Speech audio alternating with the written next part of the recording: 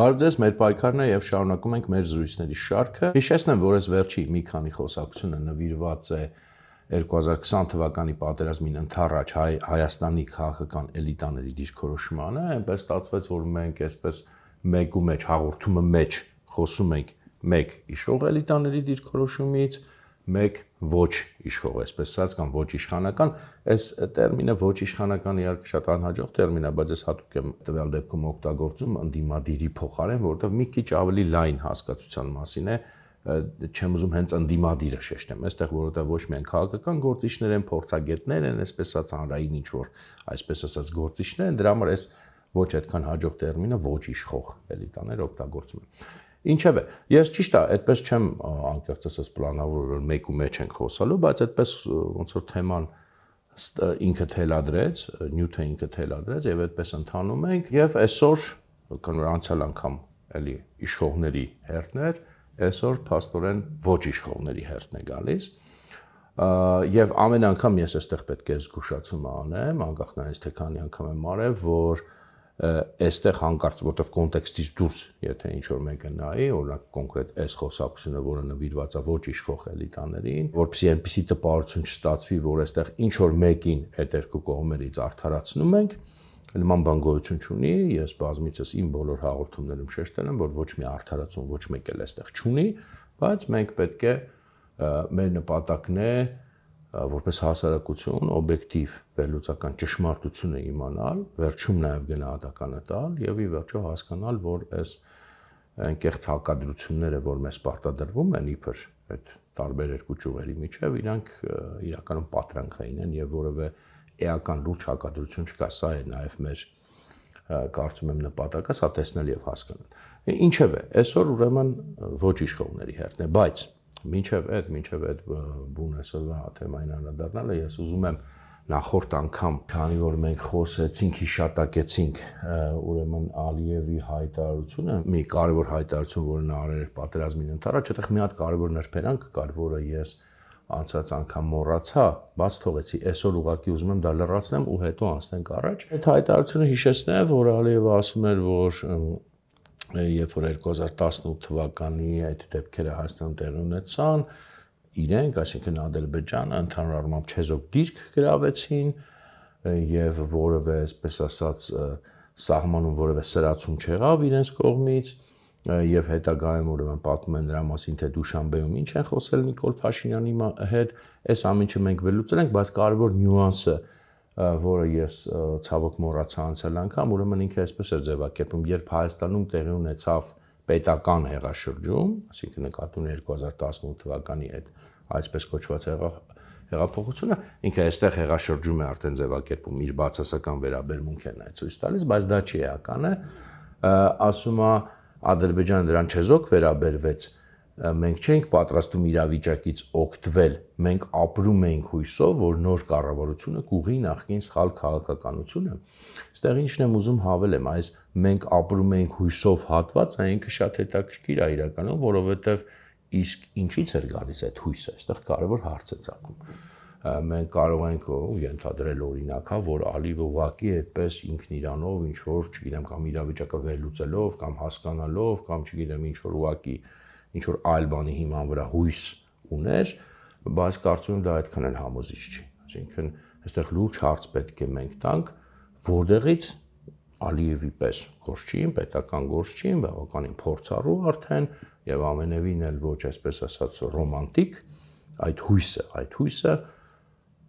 իմ համոզմամբ ինքը, այսինքն ոչ միայն իմ համոզմամբ ուղղակի ասենք ըստ դրամաբանության, ինքը չէր կարող ուղղակի պարզապես ինչ որ մի հույս ունենալ, այսպես ասած հուզական զուտ իմաստով հույս ունենք, ինչու ինքը այդ հույսը ուներ, այդ հույսը ինքը իրան ինչ որ մեկը պետք է տար։ Եվ ես չեմ կարծում, որ այդ հույս տվողը իրեն կարող էր եւ պետք է լիներ հենց Հայաստանից, կամ նույնիսկ եթե նաեւ Հայաստանից լիներ, դա շատ քիչ էր, որպեսզի Ալիևը այդ հույսը, այսպես ասած, լուրջ ընդուներ, որովհետեւ շատ դժվար է պատկերացնել, որ ինչ որ մեկին Հայաստանից ինքը պետք է այդքան վստահեր, եւ կարծում եմ այս հենց նախադասությունից բավականին պարզ բխում է, որ այդ հույս տվողը 2018 թվականի դեպքերի հետ կապված պետք է լիներ արտաքին մի ուժ, որին նաև Ալիևը պետք է բավականաչափ կամ այնքան վստահ էր, որ ինքը այդ հույսը իսկականից ունենար, եւ կարծում եմ այդքան մեծ գաղտնիք չի բարձր թե որ արտաքին ուժի մասին է խոսքը, սա ինչ եմ ասում ի հավելում եւ ի հաստատում մեր այն բոլոր խոսակցությունների, որ մենք ունեցել ենք 2018 թվականի այդ դեպքերի հետ կապված, որ արտաքին ուժերի դերը այդտեղ կար, կարևոր էր, մեծ էր եւ որ այդ արտաքին ուժերի դերը անմիջապես կապված էր նաեւ Արցախի հարցի հետ եւ այստեղ ըստ էության Ալիևը հաստատում է հենց այդ կարևոր ուրեմն նրբությունը չէ, նույնիսկ դա նրբություն չի, կարևոր տարը սա այդ կապված որ այդ հույսը իրեն պետք է արտաքին ուժը տար։ Հիմա այսքանը ուզում եմ որպես հավելում նախորդ խոսակցությունը ասել եւ հիմա անցնենք առաջ տեսնենք իսկ ինչ էր կատարվում Հայաստանում պատերազմին անմիջապես նախորդող մի քանի օրվա ընթացքում ինչ քաղաքական կարևոր իրադարձություններ կամ հայտարարություններ, քաղաքական, փորձագիտական հայտարարություններ կային։ Սկսենք մի թեմայից, որը ըստ էության այսպես շարունակական սյուժե է մեր այս խոսակցության մեջ, Կապիրկինի, Ռուսաստանի դեսպան Կապիրկինի հետ հանդիպումներից։ Այս մեր զրույցների ընթացքում խոսել ենք նման մի հանդիպումից արդեն Լևոն Տեր-Պետրոսյանի եւ Կապիրկինի հանդիպման մասին սեպտեմբերի սկզբին այդ հանդիպումը տեղի ունեցավ, վերլուծել ենք թե ինչ կարող էր լինել այդ հանդիպման ընթացքում տեղի ունեցած խոսակցության էությունը եւ պնդել ենք, որ այդ խոսակցությունը կարող էր եւ պետք է լիներ միայն եւ առաջին հերթին պատերազմի մասին եւ պատերազմին ընթառաջ եւ պատերազմի ընթացքում երկու կողմերի դիրքորոշումների ճշտման մասին, իսկ այն որ երկուսն էլ պատերազմի մասին գիտեն սեպտեմբերի սկզբին դա կասկածից դուրս է եւ սեպտեմբերի 22-ին արդեն հերթական հանդիպումն է ունենում ընկեր Կապիրկինը, այս անգամ Հայ-Հեղափոխական Դաշնակցության բյուրոյի նախագահ Արմեն Ռուստամյանի եւ Հայաստանի ԳՄ ներկայացուցիչ Իշխան Սաղաթելյանի հետ, այսինքն Դաշնակցության ներկայացուցիչների հետ։ Սա կրկնում եմ երկրորդ նման հանդիպումն է Կապիրկինի պատերազմին ընթառաջ Հայաստանի քաղաքական ուրեմն ուժերի հետ, ուժերի ներկայացուցիչների հետ, ելի հանդիպումներ լինելու են պատերազմի ժամանակ դրանք կլինեն, մենք դրանց մասին ենք խոսանք, սա այս սյուժեի շարունակությունն է։ Ինչ է ասում պաշտոնական ուրեմն հաղորդագրությունը այս հանդիպման մասին, սա կրկնեմ սեպտեմբերի 22-ին է արդեն, ուրեմն առաջինը Լևոն Տեր-Պետրոսյանի հետ է, երկրորդը Դաշնակցության հետ է։ Պաշտոնական հաղորդագրությունը ասում է, որ հանդիպման ընթացքում մտքեր են փոխանակվել հայ-ռուսական հարաբերությունների, Հայաստանի ներքաղաքական զարգացումների, Հայաստանի եւ Արցախի շուրջ ծավալվող գործընթացների, Մինսկի խմբի համանախագահների միջնորդական առաքելության, Մերձավոր Արևելյան տարածաշրջանում տեղի ունեցող իրադարձությունների եւ փոխադարձ հետաքրքրություն ներկայացնող բազմաթիվ այլ հարցերի վերաբերյալ։ Բազմաթիվ այլ հարցեր են թողնում ենք մի կողմ, չգիտենք ինչի մասին է, կամ կարող են կռահել, բայց ես կարծում եմ այս պաշտոնական հաղորդագրությունը ինքնին բավականին խոսուն է եւ մեծ հաշվով մեզ պատմում է թե ինչ է իրականում այդտեղ խոսվել։ Էլի պետք է պնդենք բնականաբար, որ հատկապես սեպտեմբերի 22-ին եւ Ռուսաստանի հարգարժան դեսպանը եւ Դաշնակցության հարգարժան ներկայացուցիչները բնականաբար չէին կարող տեղյակ չլինեին թե ինչ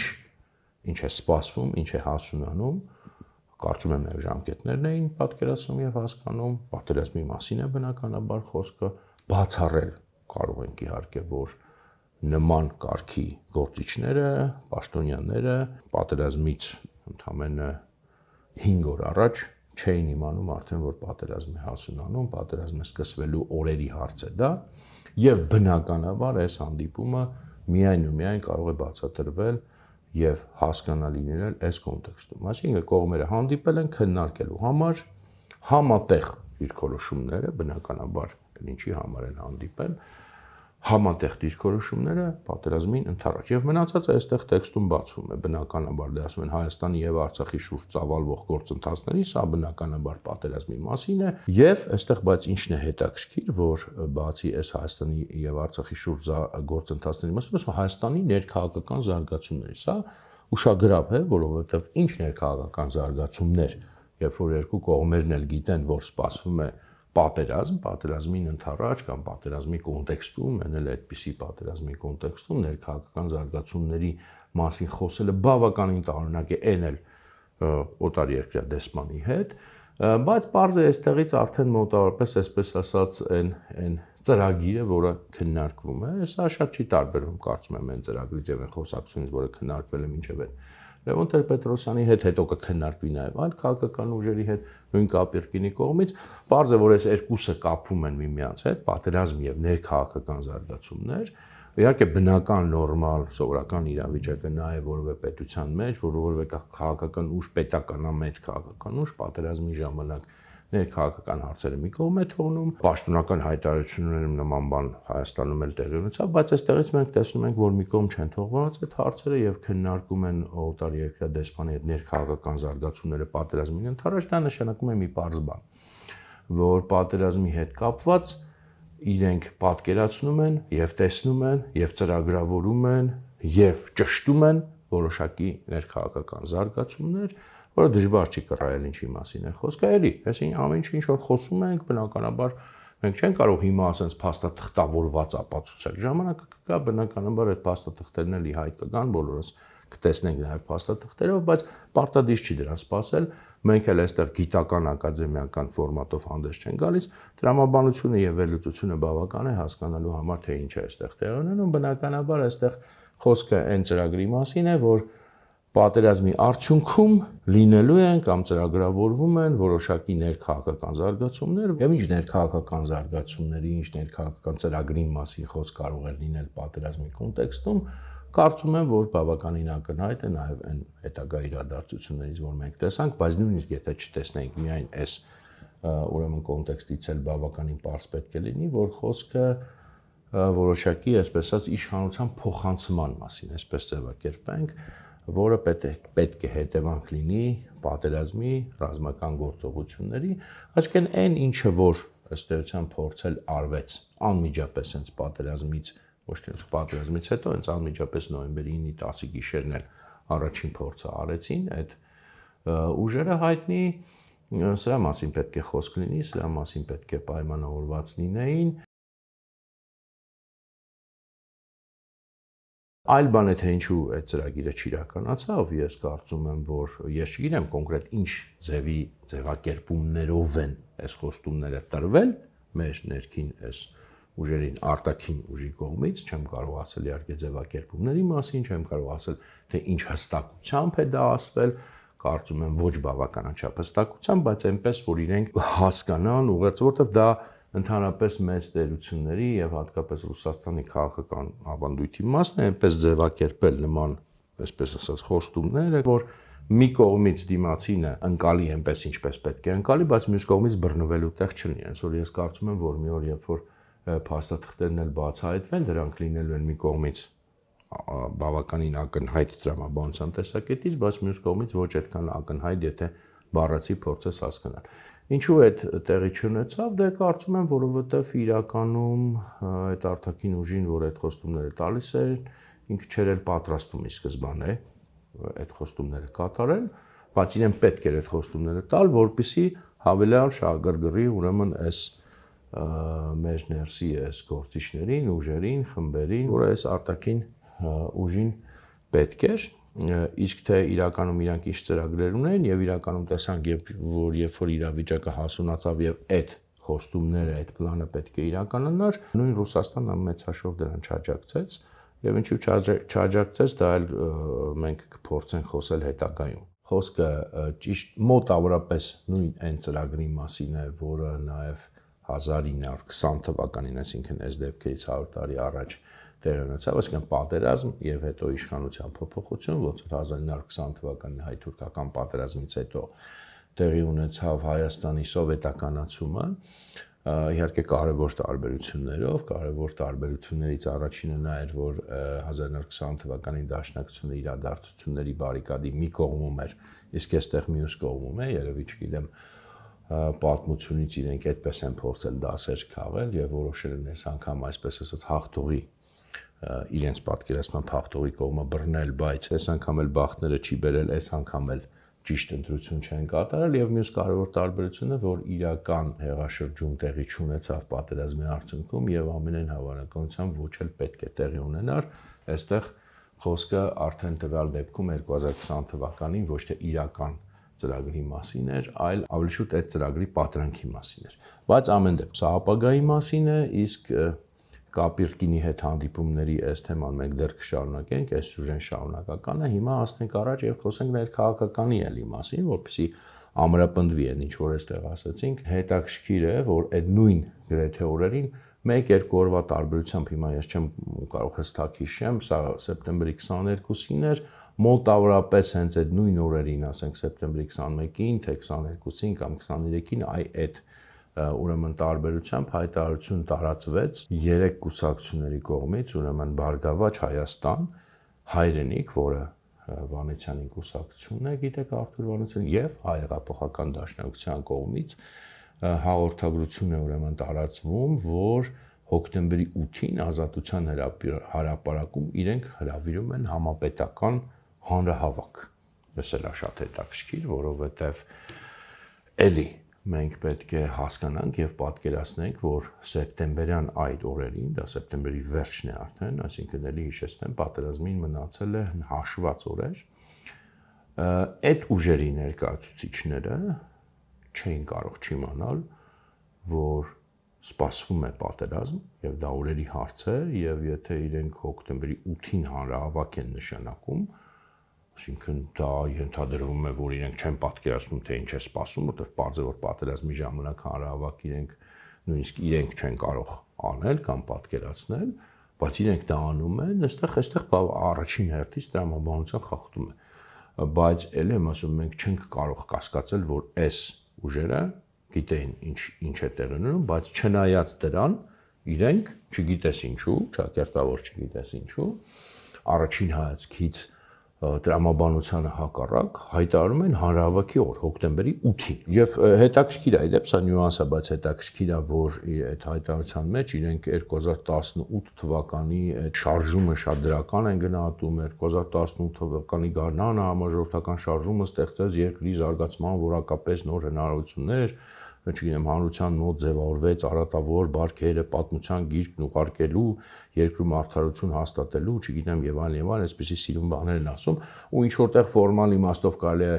պատկերացնել, թե ինչու է սա Հայրենիք կուսակցությունը Վանեցյանի ձևակերպում, որտեղ Վանեցյանը համենայնիվս Նիկոլ Փաշինյանի իշխանության մասն էր, բայց բավականին այսպես երկիմաստ է դա հնչում Դաշնակցության եւ Բարգավաճ Հայաստանի դեպքում, որpիսի մենք նաեւ համոզվենք ամեն դեպս, որքան է տրամաբանական է այն ենթադրությունը, որ սպասվող պատերազմի մասին իրենք արդեն տեղեկացված են,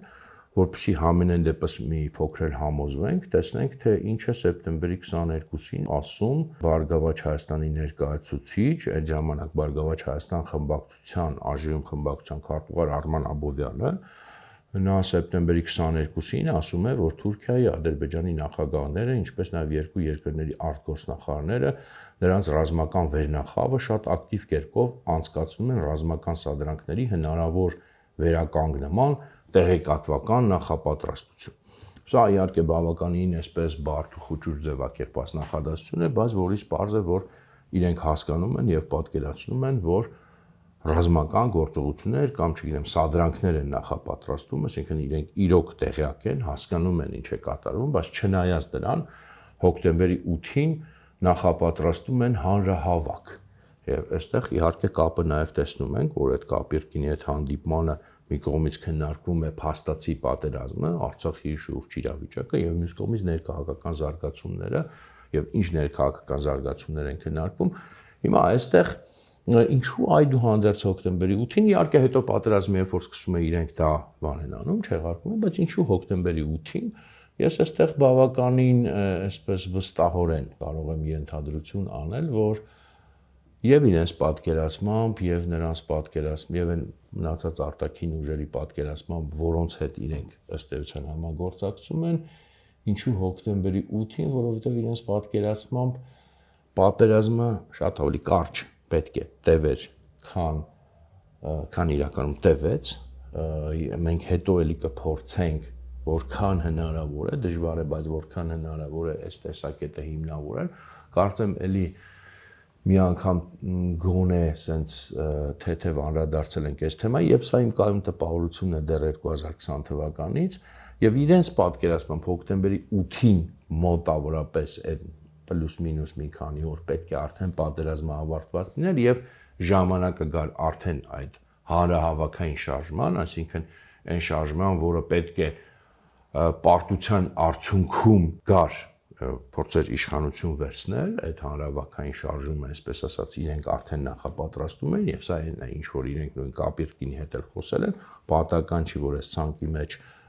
ուրեմն հենց դաշնակցությունն էլ նույն կա եւ պատահական չի որ sense ուղակի օրերով համընկնում է Կապիրկինի հետ հանդիպման հետ, այլ բան է որ դա տեղի չունեցավ, որ այդ հաշվարկը սխալ եղավ, բայց իրենք նախապես այսպես ասած արդեն հայտ են ներկայացնում, որտեղ այլապես շատ դժվար է պատկերացնել, որ քաղաքական ուժերը, որոնք շատ լավ տեղեկացված են, ոչ միայն դաշնակցությունը, կարծում եմ Վանեցյանի մասով էլ դժվար կլինի կասկածել, որ չէին պատկերացնում, թե ինչ է սպասում երկրում, կարծում եմ հաշվարկը դա էր, որ պատերազմը կավարտվի շատ ավելի շուտ, քան իրականում ավարտվեց եւ արդեն հոկտեմբերի 8-ին այդ իրավիճակը, ներքաղաքական իրավիճակը հասունացած կլինի, որպեսզի իրանք փորձեն այդ ուրեմն հայտը ներկայացնել արդեն իշխանափոխության։ Էլ եմ ասում, այլ բան է, որ այն արտաքին ուժերը, որոնց հետ իրենք համագործակցության մեջ մտել են, իրականում ամենայն հավանականությամբ ռեալ իշխանափոխություն չեն պատկերացրել, ինչպես հետագա դեպքերը ապացուցեցին, որ իրանք որևէ կերպով դրան իրականում չաջակցեցին եւ իրանք դա պետք էլ չէր, շահավետ էլ չէր, բայց այդ խոստումները իրենք հավանաբար շռայլել են եւ ես ամենայն դեպս այլ տրամաբանություն չեմ կարող գտնել այս ամեն ինչի մեջ, սկսած Կապիրկինի հանդիպումից, վերջացրած այդ իրանց հոկտեմբերի 8-ին նախապես հայտարարված հանրահավաքից, այստեղ նաև որպես նյուանս ավելացնենք, որ նույն Արթուր Վանեցյանը, հայրենի կուսակցության նախագահ, ինքը էլի այս նույն օրերին, սեպտեմբերի 20-21-ին ասում է, որ անդրադառնալով ներքաղաքական իրադարձություններին Արթուր Վանեցյանը նշել է, որ առաջիկայում Հայաստանում սպասում են լրջագույն քաղաքական զարգացումներ։ Ինչ լրջագույն քաղաքական զարգացումներ են սպասվում, էլի մեծ հարց է, որովհետև պարզ է, որ Արթուր Վանեցյանը այդ օրերին պետք է որ տեղյակ լիներ եւ հասկանալ ինչ է սպասվում, պատերազմ է սպասվում, իսկ լրջագույն քաղաքական զարգացումներ պատերազմի ֆոնին կամ պատերազմի կոնտեքստում էլի միակ բացատրությունը նա է, որ իրենց պատկերացրածը նա էր, որ պետք է լինելու է պատերազմ, դա բավականին կարճ է տևելու, ավարտվելու արդեն իրենք նախապես պետք է իրենց մտքում ունեն այն պարտությունը պատերազմը, որտեղ եթե պարտության վարկածը բացառում ես, հասկանալի չէ թե ինչ հիմքով են իրենք հավակնում, հետո ուրեմն հանրահավաքներ անել, չգիտեմ ինչ որ լրջագույն քաղաքական զարգացումներ սպասել եւ ակնկալել ըստ էության այս ամեն ինչից բխում է իշխանափոխության տրամաբանություն, եթե պարտություն չպատկերացնեն իրենց մտքում, բնականաբար չեն կարող նաև պատկերացնել այս մնացած ամեն ինչ։ Այսինքն իրենց մտքում արդեն այս ամեն ինչը կա, պատերազմ, պարտություն եւ իրենց կողմից արդեն իշխանության ստանձնում, իշխանության վերցնում։ Այլ բացատրություն շատ դժվար է այս ամբողջ շղթային ուրեմն գտնել։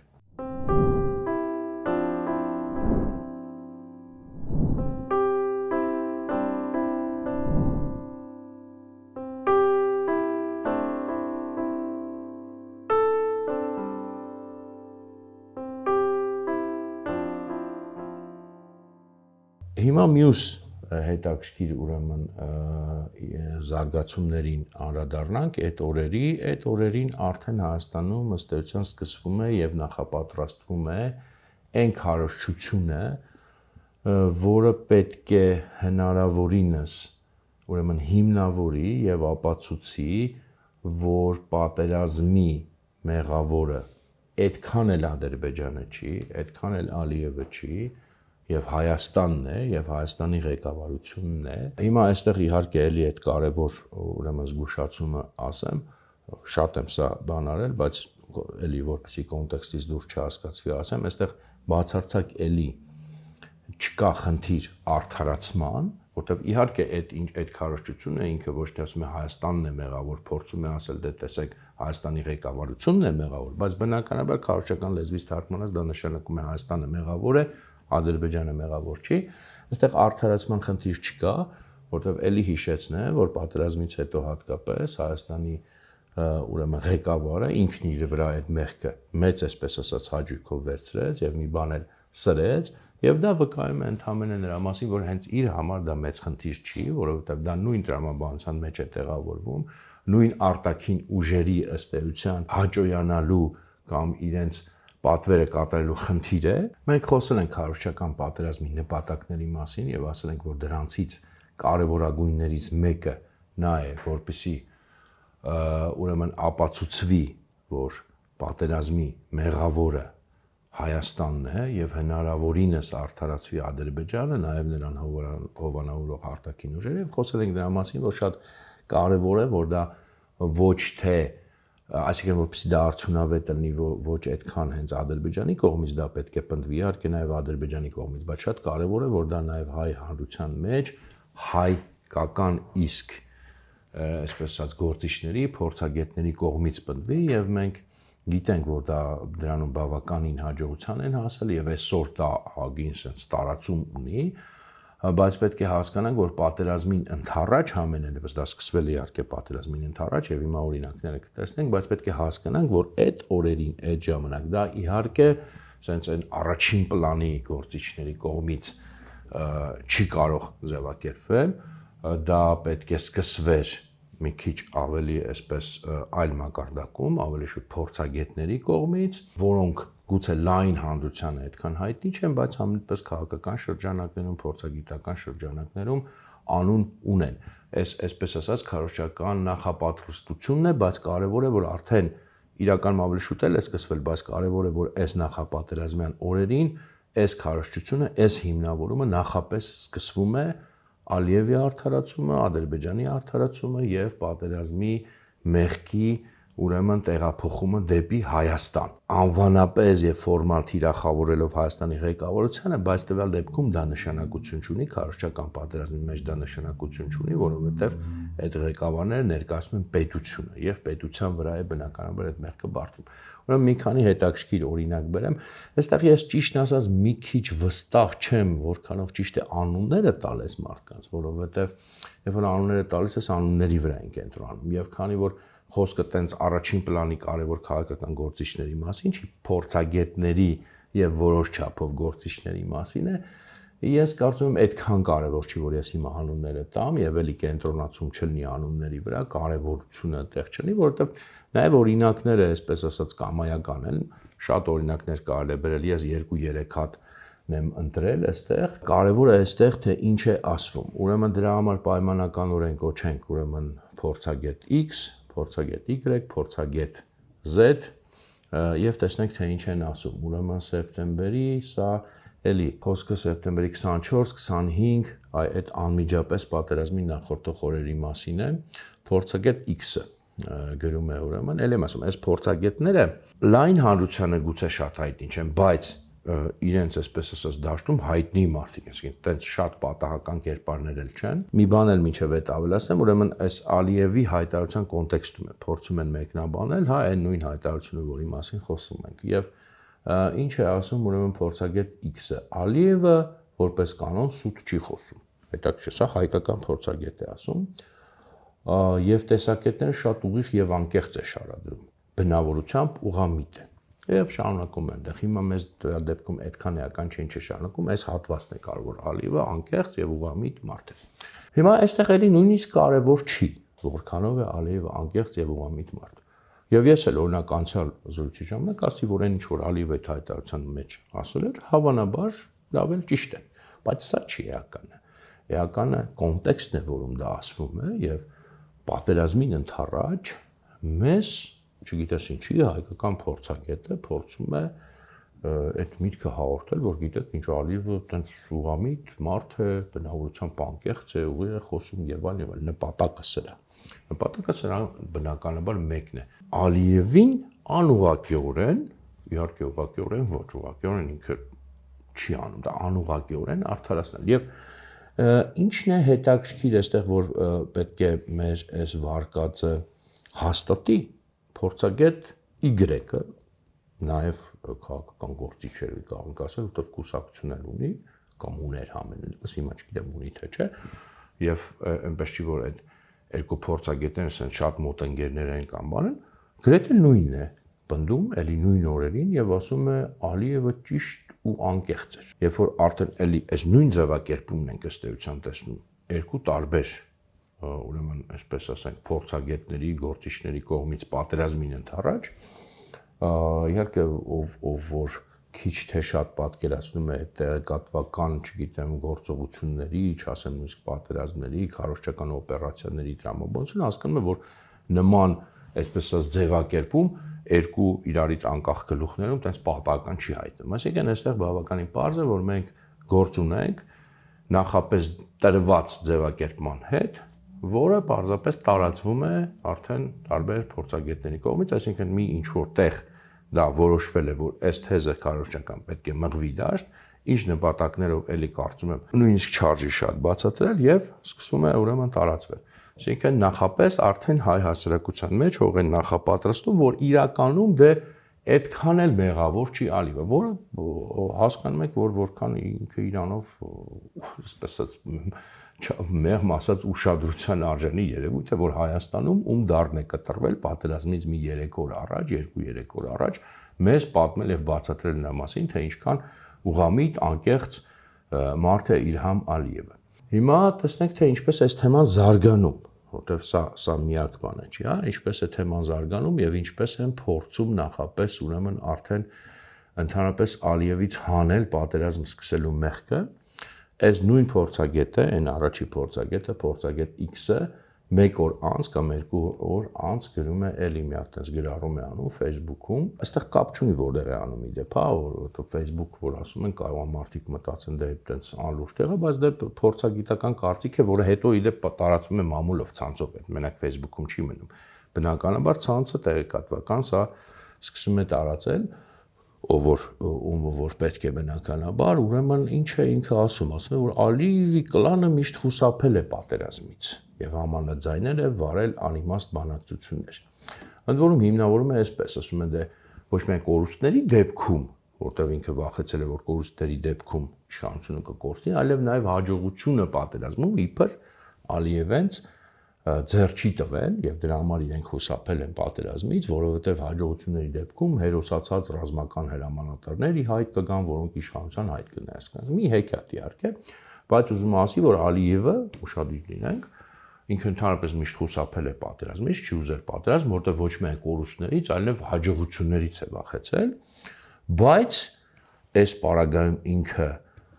իր կամքից անկախ ըստ էության ստիպված է, որտեղ Հայաստանի ղեկավարությունը ձևակերպել է,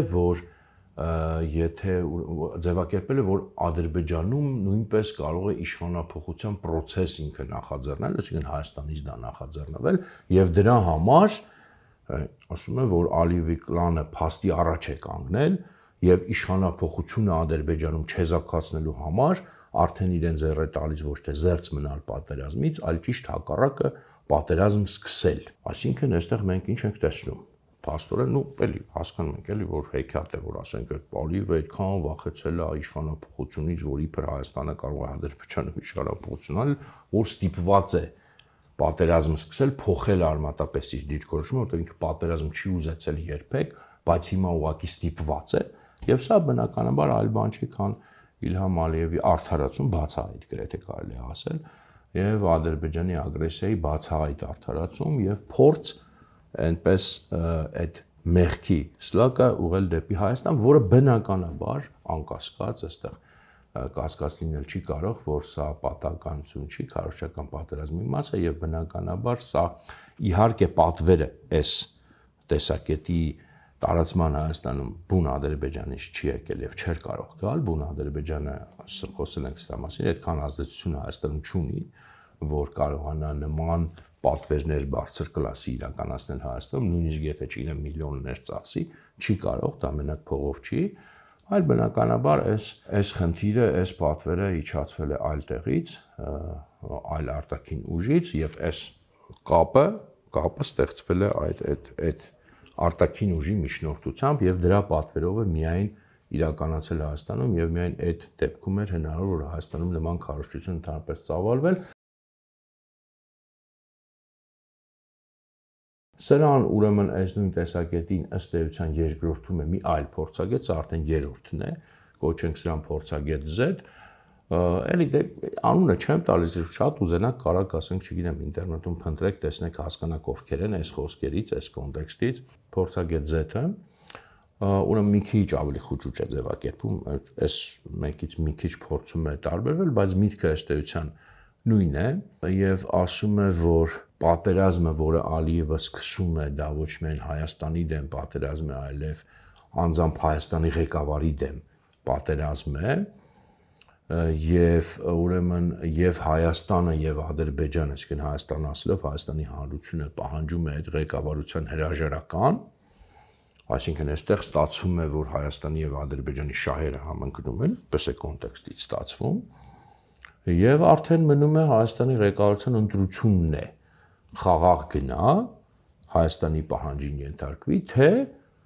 էլի գնա, բայց Ադրբեջանի պարտադրանքով եւ պատերազմով ու զոհերի միջոցով, այսինքն այստեղից ինչ ենք հասկանում, էլի նախ բնականաբար Ադրբեջանի արդարացում, այսինքն մեծ հաշվով այստեղ Ադրբեջանը այդքան էլ Հայաստանի դեմ պատերազմ չի ուզում, բայց ղեկավարության հետ է խնդիրը, ոնց որ ասենք նույն 1920 թվականին ասում էին, թե այստեղ թուրքական բանակը հայ ժողովրդի դեմ չէ, Հայաստանի դեմ չի, Հայաստանի ղեկավարության դեմ է, սա հին քարոզչական հնար է, եւ ըստ էության նախապես արդեն էլի որոշված է, որ պատերազմի արդյունքը պարտությունն է լինելու, պատերազմը դեռ չի սկսվել, բայց իրենք գիտեն, որտեղ միայն այդ դեպքում է տրամաբանական դառնում, որ երկու տարբերակ կա, կամ պետք է կամովին ղեկավարությունը հրաժարվի իր դիրքից, կամ եթե չէ պատերազմով է հրաժարվելու, իսկ պատերազմով եթե պետք է հրաժարվի, նշանակում է, որ պատերազմը ավարտվելու է պարտությամբ, այսինքն այստեղ նաև թաքնված պարտության քարոզ կա, նաև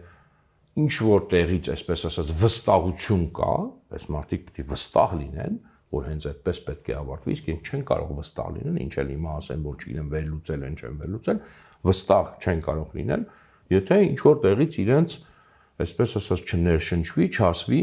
որ հենց այդպես է լինելու է պատերազմի արդյունքը եւ որ պատերազմի արդյունքը ըստ էության այստեղ էլի նույն այս դրամաբանությունն է, որ սկսեցինք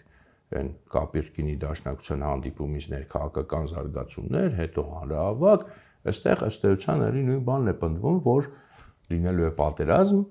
եւ իշխանափոխություն։ Այս բոլոր մարդիկ այս բանում չգիտես ինչի պատերազմին ընդառաջ շատ տարբեր մարդիկ վստահ են, որ այս փորձագետները որ ասում, սրանք կուսակցականներ չեն, հաստատապես դաշնակցականներ չեն։ Եվ վերջի էլի ոնց որ մեջբերումը փորձենք անել մի հայտնի բավականին ռազմական գործիչ, այս անգամ Արցախից, էլի սեպտեմբերի 21-ին, այս անգամ 2020 թվականի ասում է, որ Հայաստանի քաղաքական իշխանությունը Հայաստանի ներքաշել է պատերազմական իրավիճակի մեջ։ Այն հարցին, որ արդյոք բանակցությունները փակուղում են թե ոչ, ինքը ասում է այո փակուղում են եւ Հայաստանի Հանրապետության քաղաքական իշխանության կողմից փակուղում են, այսինքն այստեղ նույնպես ըստ էության կրկնվում է այս ռազմական գործչի կողմից Իլհամ Ալիևի դիրքորոշումը, որը նույնպես ասում է, որ փակուղում է, հիմա էլի մեզ համար, որովհետեւ սա կարևոր է էլի այս ներփերանգը, որ այդքան էական չի, թե մենք հիմա ոնց են գնահատում արդյոք Հայաստանի ղեկավարությունը իրոք ներքաշել է Հայաստանի պատերազմի մեջ, թե ոչ։ Միգուցե նույնիսկ եւ ներքաշել է, սա չի էական, էական է, որ սա ասվում է պատերազմին ընդառաջ, պատերազմին ընդամենը մի քանի օր առաջ, եւ ասվում է ռազմական գործչի կողմից եւ ըստ էության սա արդարացնում է, օբյեկտիվորեն արդարացնում է եւ քարոզչական դաշտում արդարացնում է, որտեղ ամեն ինչ չի, որ դու տեսնում ես, դու պետք է կոնկրետ պատերազմին ընդառաջ ասես, չէ՞, սա պարզ է։ Արդարացնում է ըստ էության եւ հիմնավորում է, որ պատերազմի մեղավորը ընդհանրապես Ադրբեջանը չի, նույնիսկ կարելի ասել ինչ որտեղ զոհն է Ադրբեջանը, որովհետեւ Հայաստանն է ներքաշել պատերազմի մեջ իրան եւ Հայաստանի պատճառով է, որ բանակցությունները մտել են փակուղու մեջ, ելի եմ ասում, այստեղ մենք պետք է անձերից վերացարկվենք, որքան էլ մեզ այսօր հատկապես դժվար է, անձամբ ինձ շատ դժվար է ճիշտն ասած, ես նույնիսկ այսօր չգիտեմ, կարող նկատեցի, կարողա չէ, բավականին դժվարությամբ եմ այս կարողանում ձևակերպել, որտեղ ինձ համարել է դժվար հենց այս պատճառով, բայց մենք պետք է կարողանանք այս անձրից վերացարկվել եւ օբյեկտիվ իրականությանը նայել եւ տեսնել, թե ինչ է նախապատրաստվել Հայաստանում, ինչպես պատերազմից առաջ իսկ արդեն գծվել է սցենարը եւ վստահություն է փաստորեն քարոզվել պարտության առումով եւ ինչպես են փորձել արդեն նախապես արդարացնել փաստորեն Հայաստանի հայ ժողովրդի դեմ ագրեսիան Ադրբեջանի կողմից եւ ել եմ ասում բնականաբար այս մարդիկ իրանք ադրբեջանական շպիոններ չեն, իրանք այլ պետության շահերն են սպասարկել շատ ակնհայտորեն եւ միայն այդ պետության ներգրավմամբ կարելի է բացատրել թե ինչու այսքան տարբեր եւ այսքան շատ մարդիկ ես ընդհանրապես մի քանի օրինակ բերեցի, բայց մենք էլի ենք խոսալու եւ օրինակներ շատ է, ինչպես են այս մարդիկ ուրեմն այս ամեն ինչը այս քարոզչության մեջ ուրեմն մասնակցել, էլի եմ ասում հիմա կասեք անունների մասով, անունները ես կարծում եմ դուք այս կարող եք ինքներդ գտնել, ես ճիշտ չեմ համարում այս անունները տալ, եթե խոսքը չի վերաբերում այն առաջին կլասի քաղաքական գործիչներին, որովհետև այդ դեպքում ստացվում է, որ մենք կենտրոնանալու ենք անունների վրա, այլ ոչ թե էության։ Այսօր երևի թե այսքանը, մենք դեռ կշարունակենք այս խոսակցությունը, մի քիչ երկար է, ավելի քան ես պատկերացնում էի, ամենայն դեպս մենք պետք է արձանագրենք, որ պատերազմին ընդառաջ արդեն Հայաստանում նախապատրաստվում էր շատ որոշակիորեն եւ պարտության քարոզը եւ Ադրբեջանի արդարացման քարոզը եւ ենթադրաբար նաեւ հետագայում պատերազմին հաջորդող ներքաղաքական սուր զարգացումների, չգիտես որտեղից ի հայտ եղած կանխատեսումը։ Այսքան այսօր, շնորհակալություն, կհանդիպենք մյուս անգամ։